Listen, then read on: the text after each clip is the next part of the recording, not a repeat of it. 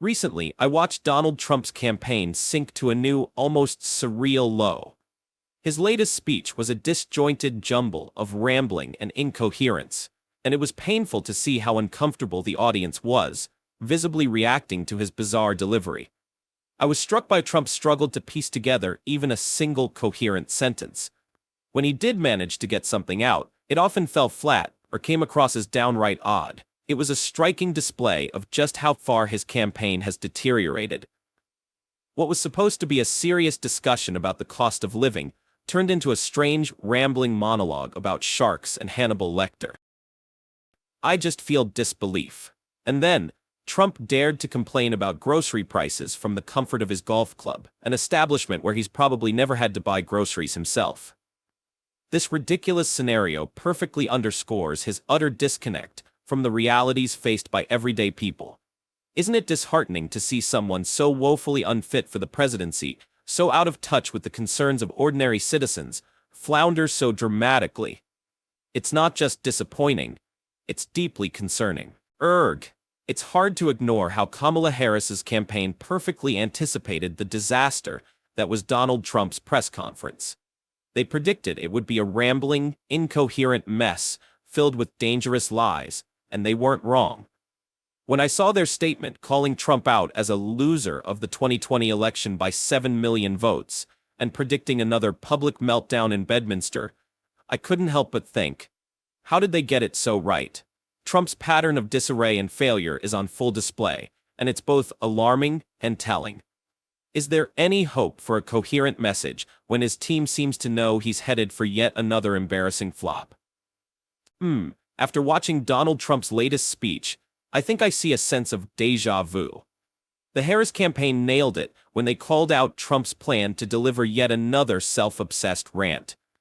Instead of addressing real issues, he rambled on about his grievances, trying to distract from his toxic Project 2025 agenda and his unpopular running mate. It was astonishing to see how detached he is from the reality of the voters who will decide this election. Wow, the Harris team's prediction that his remarks would lack intelligence was spot on. He's confusing basic facts, talking about cutting Social Security and Medicare, blocking border security, and generally coming across as publicly unstable, unfit, and unwell. It's the same old thing, and it's doing nothing to help his struggling bid for the presidency. She's been unbelievable in terms of her badness to some of our allies, some of our great allies. You know who I'm talking? Highs, watching Donald Trump struggle to form coherent sentences in his speech was almost painful. In one cringeworthy moment, he said, "She's been unbelievable in terms of her badness to some of our allies, some of our great allies. You know who I'm talking about." I couldn't believe what I was hearing. How can someone running for the highest office in the land be so vague and nonsensical? It's baffling to me. Does he even understand the gravity of his words? His inability to communicate effectively is glaringly obvious, and it makes me wonder, how can anyone trust him to lead when he can't even articulate a clear thought? It's frustrating and disheartening to watch this unfold. I find myself questioning how anyone in his campaign can think this is acceptable. His performance is not just a misstep, it's a clear sign of his unfitness for office. Virtually 100% of the net job creation in the last year has gone to migrants. You know that? Most of the job creation has gone to migrants. In fact, I've heard that substantially more than beyond the number of 100%. It's a much higher number. Honestly, Trump's latest claim about job creation left me in utter disbelief. He said that 100% of the net job creation in the last year has gone to migrants, and then even suggested that the number is much higher than that. I mean, what was that even supposed to mean? How can someone talk about more than 100%? Does he not understand basic math? It's like he's just throwing out numbers hoping they'll stick. This kind of rhetoric isn't just misleading. It's insulting to the intelligence of the American people. Crash, and we're going to have a crash like a 1929 crash if she gets in. So Trump is trying to say that... Aha! Donald Trump's prediction. We're going to have a crash, and we're going to have a crash like a 1929 crash if she gets in, was just surprising. Really? A crash like 1929?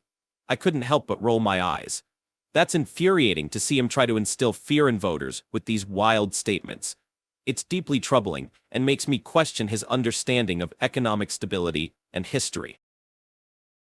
Right, his comment shows a complete disregard for the complexities of the modern economy and the safeguards in place to prevent such a disaster.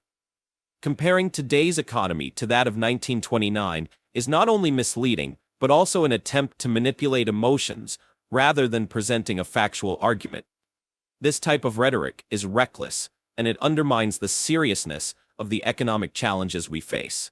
Trump is more interested in creating panic and chaos than in offering real solutions.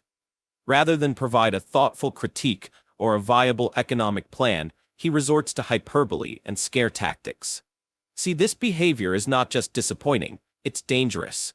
It reveals a lack of respect for the electorate and a willingness to say anything to gain support, regardless of the truth.